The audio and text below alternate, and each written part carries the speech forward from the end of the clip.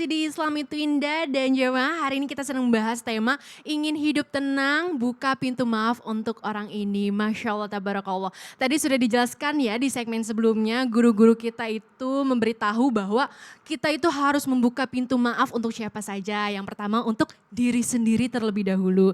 Kemudian yang kedua untuk saudara-saudara kita. Masya Allah, tabarakallah. Dan masih ada banyak lagi nih, kita harus membuka pintu maaf ke orang-orang ini. Tapi sebelum itu aku mengajak untuk menonton video tayangan terlebih dahulu. Ini kisah anak bertemu ayah setelah 3 tahun. Masya Allah, ini dia jemaah. Kita lihat di video tayangan tadi tuh ya, dia tuh kayak sedih, berat, campur aduk perasaannya, kesel juga pasti ada ya. Nah Ustadz Syam katanya ini kalau kita mau hidup tenang, yang ketiga itu adalah kita harus membukakan pintu maaf untuk orang tua kita. Tapi kadang ini sulit ya, apalagi maaf seperti video tayangan tadi, anaknya ditinggalkan begitu saja, bahkan ada yang dibuang loh dari kecil kan, pasti banyak di sekitar kita, maaf ya. Itu bagaimana Ustadz menjelasannya? Baik, terima Silakan. kasih Betari Tabi guruku, Ustadz Maulana, guru kami, Ustadz Bani, serta guru-guru kami yang dimuliakan Allah Subhanahu wa Ta'ala. Al-Quran, Surah Luqman ayat 15. A'udzu billahi minasy syaithanir rajim.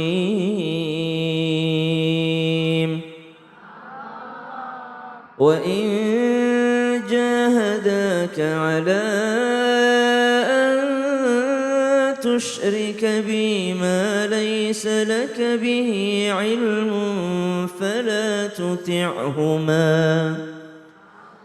فلا تطعهما وصاحبهما في الدنيا معروفا واتبع سبيل من أناب إلي ثم إلي مرجعكم فأنبئكم بما كنتم تعملون.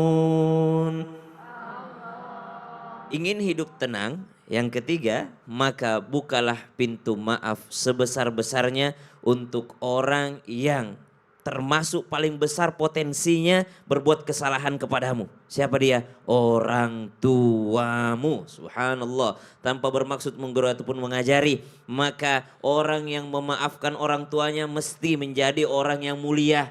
Kenapa? Misal ada seorang anak, dia ditinggal oleh orang tuanya sejak dia bayi. Orang tuanya mungkin melakukan kesalahan kekhilafan. Lalu ternyata anak tersebut ditinggal oleh ayahnya. Setelah 15 tahun, 17 tahun, 20 tahun. Sang ayah datang karena apa? Anak perempuannya yang dia tinggal waktu itu sudah mau menikah. Sedangkan sang ayah mesti menjadi walinya. Datanglah dia berjumpa dengan anak perempuannya. Mungkin ibunya tidak menerima dia datang kembali suaminya ini. Anaknya pun tidak menerima. Tapi Allah menerima karena hukumnya memang orang tua inilah yang mesti menikahkan anaknya. Karena dia sebagai walinya, subhanallah. Lalu sang anak perempuan dengan besar hati, meskipun menangis hatinya teriris, dia memaafkan ayahnya. Dia rela, dia ridha terhadap apa yang pernah dilakukan kesalahan terhadap ayahnya. Maka apa komentar kita terhadap anak perempuan tersebut? Apakah kita mengatakan, dasar kamu, ayahmu itu tidak bertanggung jawab, bodoh banget sih kamu maafin? Apakah kita begitu? Tentu tidak. Pasti kita akan mengatakan, hebat banget anak perempuan ini, hebat banget hatinya, besar banget hatinya, bisa memaafkan orang tuanya meskipun kesalahan orang tuanya sangat besar. Subhanallah. Justru orang yang memaafkan orang tuanya tidak terhina. Orang yang memaafkan orang tuanya justru mulia di mata orang-orang. Subhanallah. Kenapa? Dia mampu berbesar hati. Apalah ada seorang pernah komentar, saya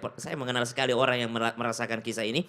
Beliau katakan, karena tidak mungkin saya ada di dunia ini kalau bukan karena dia. Biar bagaimanapun kesalahannya, saya ada di dunia ini disebabkan asbabnya karena dia. Orang Bagaimanapun tua. kesalahannya. Masya Allah, kalau kita udah dengar kayak gitu kita juga jadi tersentuh gitu ya. Subhanallah, urusan dia khilaf, urusan dia pernah zalim, urusan dia tidak bertanggung jawab, urusan dia dengan Allah. Terima kasih Ustaz Syam, tepuk tangan jemaah. Masya Allah. Nah ini Ustadz Maulana, Aku lagi cari nih, cari apa? mic. Cari mic. Ini? Oh iya. Iya. Tahu nggak mic ini buat apa? Aku tahu. Karena kita akan masuk di Ke segmen segmen Ustaz Ustaz bertanya, Kami menjawab. Iya, mau tanya ke Nah. siapa nih Ustadz? Yang mana ya? Silakan, Ini- Oh berdiri. ibu yang ini ya. Udah. Ya, Bismillahirrohmanirrohim. Assalamualaikum warahmatullahi wabarakatuh. Waalaikumsalam warahmatullahi wabarakatuh. Nama saya Ibu Atin dari Desa Majasari, Kecamatan Cibogo, Kabupaten Subang. Dari Majelis Majelis Taklim. apa? Majelis taklim? Majelis Taklim Husnul Khotimah. Nurul Palah. Nurul ada Pala atau Husnul Husnul Khotimah, Khotimah. Al-Muhajirin, Al-Muhajirin. At-Taubah. Taufik. Taufik. Ibu bisa nggak ibu maafin orang yang memfitnah ibu? Susah Pak Ustadz. Kenapa susah? Gimana kayaknya Gimana tuh Bu? cuma Oh percuma. maafin enggak terus diulang-ulang terus gitu. Oh, Mendingan begitu. diblokir aja. Di blok. Oh di blok. Oh, Wow. kalau ibu nggak pakai handphone, masa tetangganya diblokir? Iya. Artinya diblok ya dari majelis taklim yang lain. Nah, emangnya kenapa Ustadz? Maksudnya Ya. apa kalau misalnya temen yang toksik? Kita nggak boleh ngeblok gitu. Ya kita bahas. Oh silahkan Ustadz. Izin. Jamaah. Oh jamaah. Mau hidup tenang? Mau hidup tenang? Maka lakukan yang keempat. Maafkan orang yang pernah menyakiti kita. Siapa itu? Teman yang kata tadi Betari, teman yang toksik. Teman yang suka memfitnah. Jangan balas keburukan dengan keburukan. Tapi balaslah keburukan dengan kebaikan. Balaslah keburukan. Enak itu. Sebagaimana Siti Soleha. Sebagaimana sahabat Nabi yakni Sayyidina Abu Bakar. Tahu nggak Siti Soleha? Difitnah di pasar. Bahwa dia jatuh cinta sama anak angkatnya Nabi Yusuf. Apa yang dilakukan Siti Soleha? Dia undang datang makan ke rumahnya. Pernah nggak ibu difitnah terus ibu ngundang makan semua? Enak aja udah memfitnah saya. Siti Soleha difitnah. Wah jatuh cinta sama Yusuf. Oh baiklah. Kalau saya difitnah undang semua makan di rumah. Itulah hebatnya. Kalau kita bisa memaafkan. Tahu nggak cara menghadapi teman yang suka menjahati kita. Yang pertama kendalikan amarah kita dulu. Kendalikan dulu. Diri dulu yang dikendalikan. Makanya tadi Ustaz Sam di awal adalah memaafkan Ustaz Bani ya. Memaafkan diri sendiri dulu. Memaafkan diri sendiri dulu. Ya tadi dijelaskan Ustaz Bani. Maafkan dulu diri. Kendalikan diri.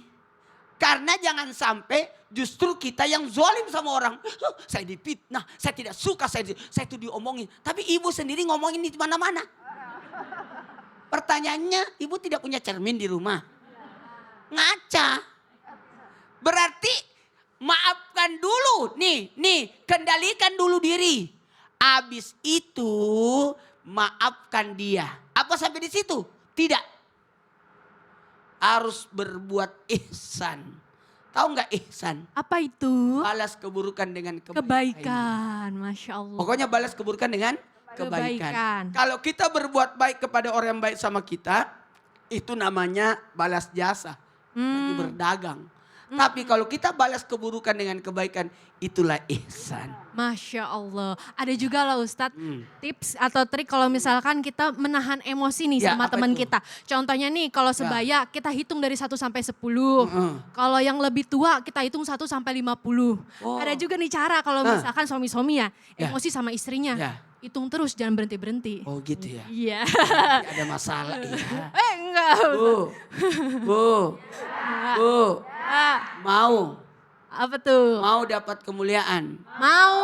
Balaslah kebaikan Dengan kepada kebaikan. orang yang berbuat buruk kepada kita. Masya Allah. Tepuk tangan jamaah. Dia pelit, traktir dia. Oh iya, Masya Allah. Kalau kita difitnah pelit, traktir dia. Masya Allah, dia pelit traktir ya. Wah susah Bu, bisa insya Allah. Nah tadi kan Ustadz Maulana sudah bertanya ke ibu-ibu nih. Sekarang gantian ibunya mau nanya enggak ke guru-guru kita? Mau?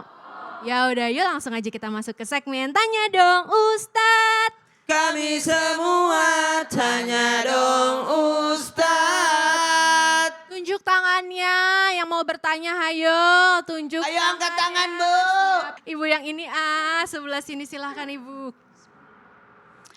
Bismillahirrahmanirrahim. Assalamualaikum warahmatullahi wabarakatuh. Waalaikumsalam warahmatullahi wabarakatuh. Perkenalkan, nama saya Umi Lala. Ya, dari MTMUI Desa Majasari, Kecamatan Cibogo, Subang. Tepuk tangan ya mah. Saya mau bertanya kepada Ustadz Bani. Pak Ustadz, Ya. Pak Ustadz, saya mau bertanya, gimana caranya biar hidup tenang dan bisa memaafkan kepada mertua dan ipar. Sedangkan mereka pengen menjauhkan kita kepada suami. Gimana cara memaafkannya? Waduh. Terima kasih Pak Ustadz. Wassalamualaikum warahmatullahi wabarakatuh. Waalaikumsalam warahmatullahi wabarakatuh. Kayak yang sekarang terjadi ya. Mertua dan ipar tadi. Iya, ipar adalah muat. Ya. Silakan Ustadz penjelasannya. Masya Allah, mohon izin guru kami Ustadz Maulana, Ustadz Syam dan guru-guru kami dimanapun berada.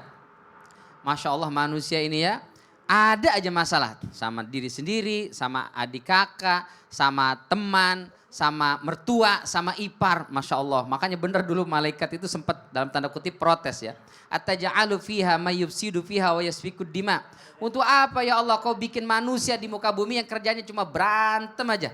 Saling bertengkar, nauzubillah min dzalik ya. Bahkan kepada mertua dan juga iparnya. Tapi kata Allah, kau tidak tahu inni a'lamu ma la ta'lamun. Kau tidak tahu ada di antara mereka yang tidak bertengkar. Mudah-mudahan kita semua di sini. Nah, bagaimana caranya supaya hidup tenang? Maka belajarlah memaafkan kepada mertua dan ipar.